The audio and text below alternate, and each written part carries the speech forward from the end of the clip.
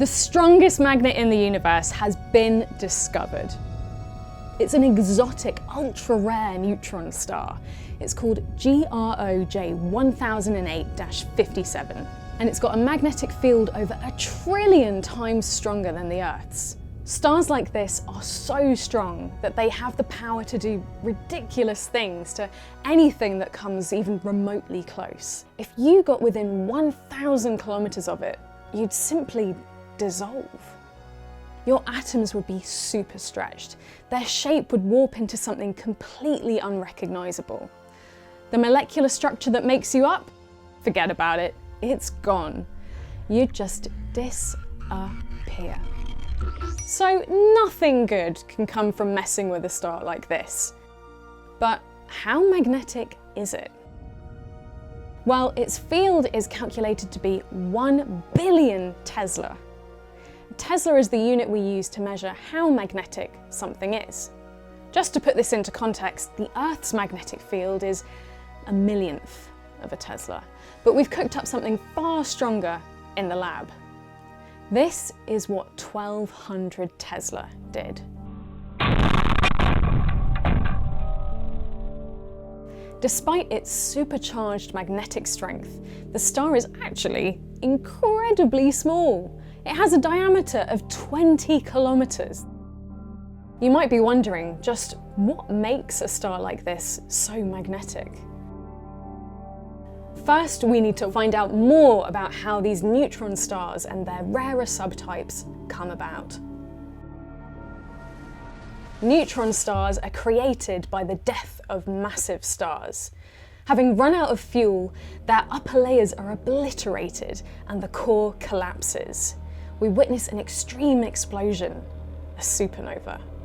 Left over electrons and protons come together to form neutrons, and with the right solar mass, we end up with a neutron star, a severely squashed down version of what was there before.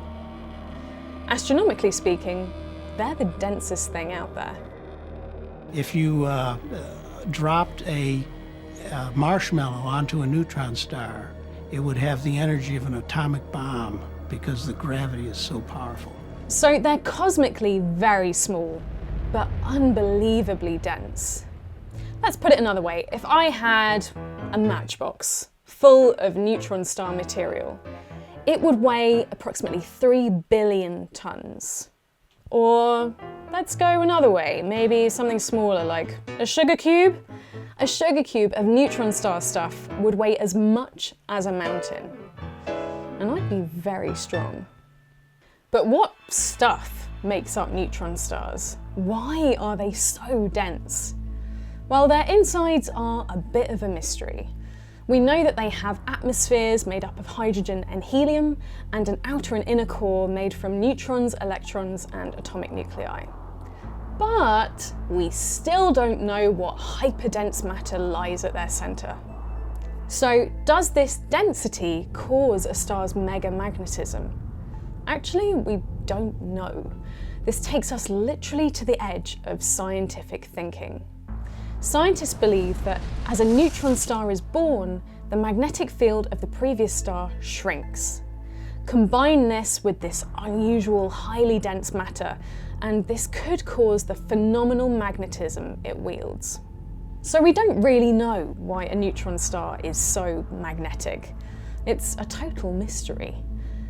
But the neutron star's density is just the tip of the iceberg.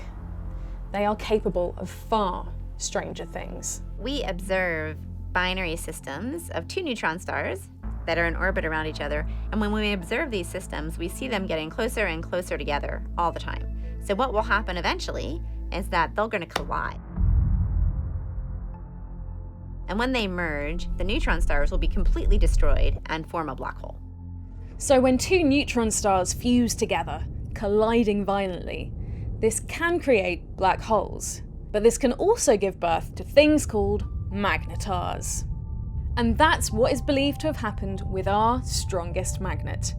However, there's another reason it's one of the rarest stars in existence. Not only was it once a magnetar, it's now what's known as an X-ray pulsar. This pulsar is truly incredible. It exists in a binary system with another star, orbiting each other. But it's not an equal relationship. The highly magnetic pulsar feeds off its lower density companion. With energy accumulating at its magnetic poles, it gives off bursts of X-ray pulses, like a lighthouse in the deep, dark corner of the universe. Dame Jocelyn Bell Burnell discovered them in 1967 and wrote the rulebook for how we monitor these phenomena. The pulses are short and quite steep, so these things have to be small. The other thing that we very quickly established was that the pulse period was very, very constant. It wasn't getting tired, which means it's got large reserves of energy, which means it's big. So it's small and it's big. You have to be more precise in what you're saying. It's small in width. It's big in mass.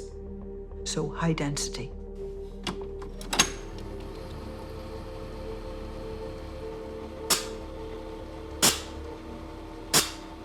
That's the first pulsar, CP1919. So that's what it sounds like if you listen to the radio signal. So that's a whole star spinning at that rate. And there are some that are even faster. If you listen to the fastest one, it would sound like your kitchen blender is going at 700 revs per second. But we still don't know so many things about stars like the strongest magnet in the universe. Crucial elements of the mystery remain unsolved. Why are these stars so magnetic? And what is hidden deep in their core? Maybe one day, the star's secrets will be revealed.